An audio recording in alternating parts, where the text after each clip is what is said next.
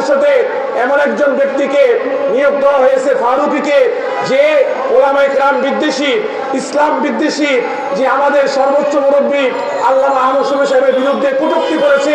এই জাতীয় লোককে আমরা উপদেষ্টা পরিষদে দেখতে চাই না। সরকারের পতনের পরে যখন মাঠে ময়দানে আইন শৃঙ্খলা বাহিনী ছিল না, তখন আমরা মন্দির পাহারা দিয়েছি।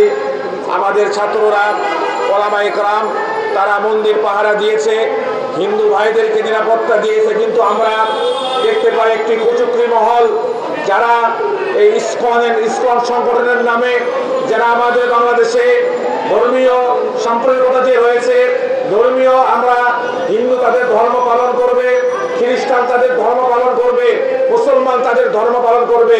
কিন্তু আমরা লক্ষ্য করতে পেরেছি ইসকন এই দেশকে অস্থিতিশীল করার জন্য, এই দেশে শান্তি বিশৃঙ্খলা করার জন্য, শান্তিকে নষ্ট করার জন্য তারা একের পর এক পায়তারা করতেছে।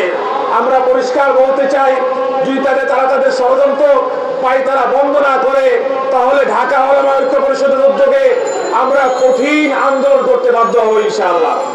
আর আমরা বলতে চাই, আমরা এই দেশকে স্বাধীন করেছি, ওলামায়ে কেরাম রক্ত দিয়েছে, এই দেশকে স্বাধীন করার জন্য ব্যবসায়ীরা রক্ত দিয়েছে। 5 তারিখের পরে বর্তমান আমরা দেখতে পাই এই উপদেষ্টা পরিষদে এমন একজন ব্যক্তিকে নিয়োগ দেওয়া হয়েছে, ফারুকীকে, যে ওলামায়ে কেরাম বিদ্বেষী, ইসলাম বিদ্বেষী, যে আমাদের সর্বোচ্চ মুরব্বী আল্লামা আহমদ শফী সাহেবের বিরুদ্ধে কটূক্তি করেছে।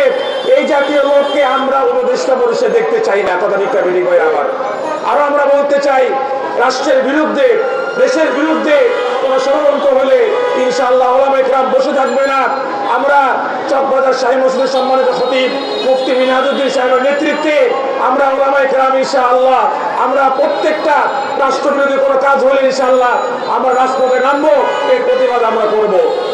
সংগ্রামী তৌহিদি জনতা, আমরা আরো লক্ষ্য করতে পেরেছি, যারা রাষ্ট্রের সেনাবাহিনী একটি সম্মানের স্থান, এই সেনাবাহিনীর বিরুদ্ধে তাদের উপর ইসকন হামলা করেছে। এই জাতীয় সংগঠন যদি আমাদের বাংলাদেশে থাকে, তাহলে আগামীতে সরকারকে চিন্তা করতে হবে, যারা দেশের শান্তি শৃঙ্খলা নষ্ট করবে, অতএব এদেরকে এখনই আইনের আওতায় আনা দরকার। কথা ঠিক ভাই আমার।